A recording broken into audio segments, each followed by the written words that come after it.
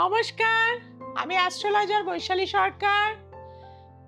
1432 বঙ্গাব্দ পড়ে গেছে, আর এই বছরের রাজা হচ্ছে কিন্তু বৃহস্পতি, মন্ত্রী হচ্ছে কিন্তু রবি, জলাধিপতি হচ্ছে কিন্তু শনি এবং শস্যাধিপতি হচ্ছে কিন্তু বুধ। অর্থাৎ এই বছর প্রত্যেকটা মানুষকেই কিন্তু তারামার পুজো করতে হবে, ভগবান বিষ্ণুজির পুজো করতে হবে, কারণ বৃহস্পতি ইষ্ট দেবী হচ্ছেন স্বয়ং মা তারা। তারাপীঠে আসুন, পুজো দিন। জীবনে যতই কষ্টের মধ্যে থাকুন, সমস্যার মধ্যে থাকুন, তার থেকে মুক্তি পাওয়ার উপায় হচ্ছে ঈশ্বর। ঈশ্বরের প্রেরিত পথেই চলুন। এই যে প্ল্যানেটারি পজিশন রয়েছে, তাতে কিন্তু প্রত্যেকটা মানুষকেই একটা কিন্তু ডামাডোলের সময়। আমি যা যা প্রেডিকশন করে গেছিলাম, প্রত্যেকটা প্রেডিকশন কিন্তু অক্ষরে অক্ষরে মিলেছে।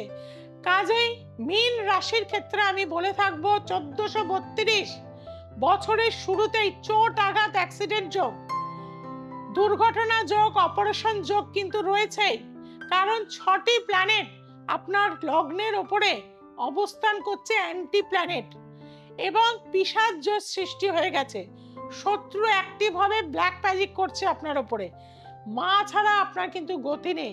আপনার গর্ভধারিণী মারও যেরকম, তাকে পুজো করুন, তার পাশাপাশি মা তারাকেও পুজো করুন, তাতে কিন্তু অনেকটা ভালো থাকতে পারবেন।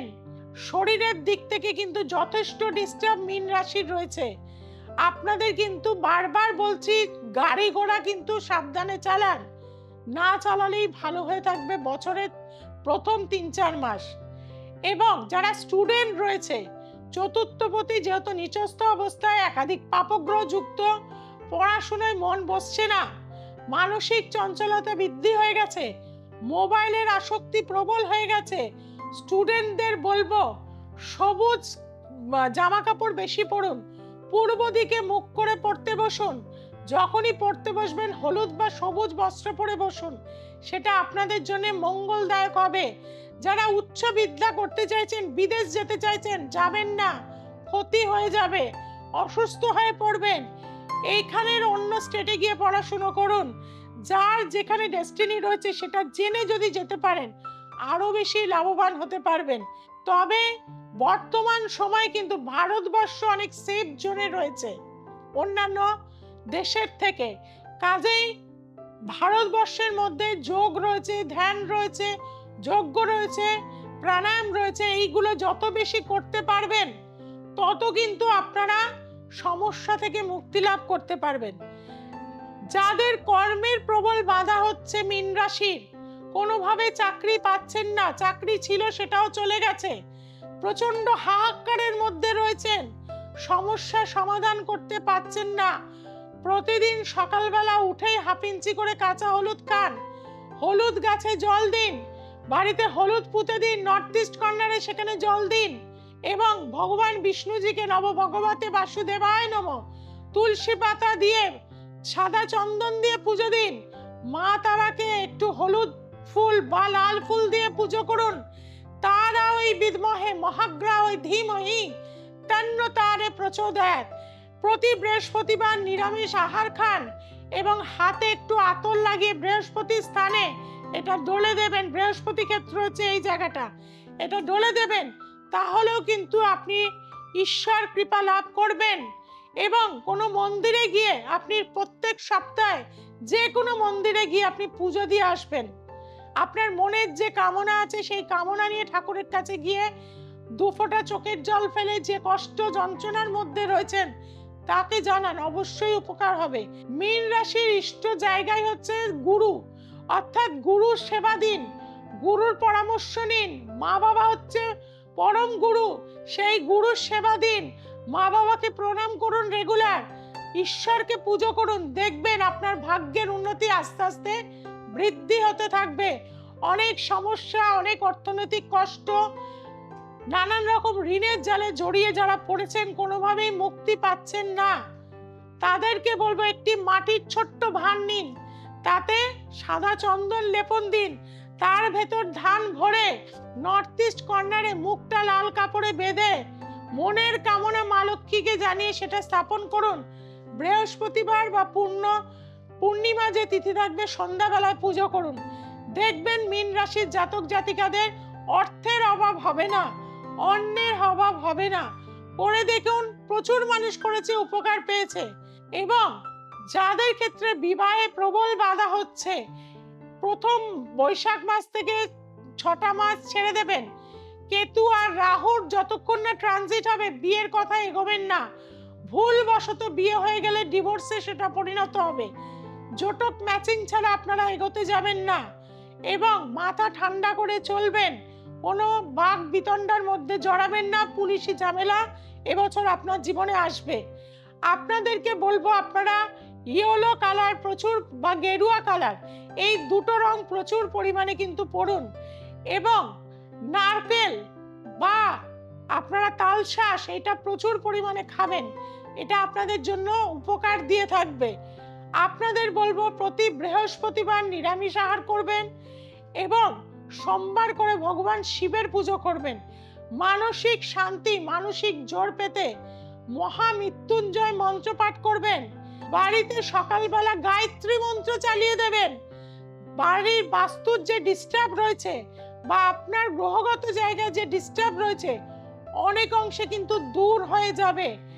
এবং অবলা শিশুদের সেবা দিন, অবলা জন্তু জানোয়ারদের সেবা দিন, জল দিন, গাছ পুতুন চারিদিকে।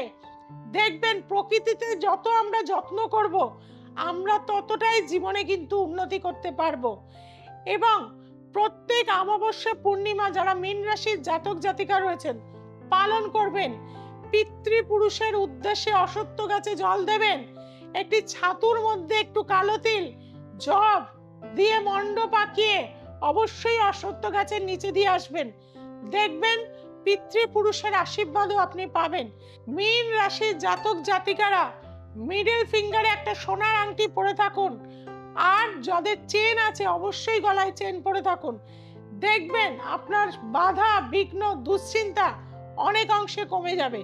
আর খুবই যদি কঠিন সমস্যায় রয়েছেন, সমস্যা থেকে মুক্তি লাভ করতে চাইছেন, একবার আমার কাছে চলে আসুন।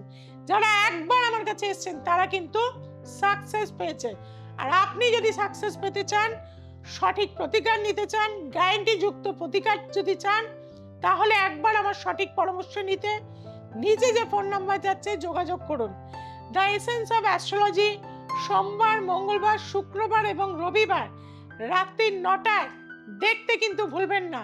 আর যারা চেম্বারে আসতে চাইছেন তাদের জন্য বলবো, বেহালা, হাওড়া, মেছেদা, শেওড়াফুলি, হাতিবাগান, গড়িয়াহাট এবং রাজারহাট চেম্বারে আমাকে পাচ্ছেন। যার যেখানে সুবিধা অবশ্যই যোগাযোগ করুন। আর যারা দূরে আছেন, ভাবছেন কিভাবে যোগাযোগ করব, অবশ্যই কিন্তু অনলাইনে প্রেডিকশন চলছে, নিচে যে ফোন নাম্বারগুলো যাচ্ছে সেখানে অবশ্যই যোগাযোগ করে নিন। দ্য এসেন্স অফ অ্যাস্ট্রোলজিকে আজকে এখনই সাবস্ক্রাইব করে নিন, যে বেল আইকনটি রয়েছে তাকে প্রেস করে দিন। আপনার বন্ধু বান্ধব আত্মীয় স্বজনের কাছে চ্যানেলটিকে ছড়িয়ে দিন। সবাই খুব ভালো থাকুন, সবাইকে খুব ভালো রাখুন।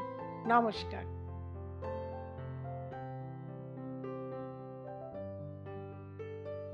নমস্কার, আমি অর্চনা মাঝি আমার নাম। আমি দুর্গাপুর থেকে আসছি।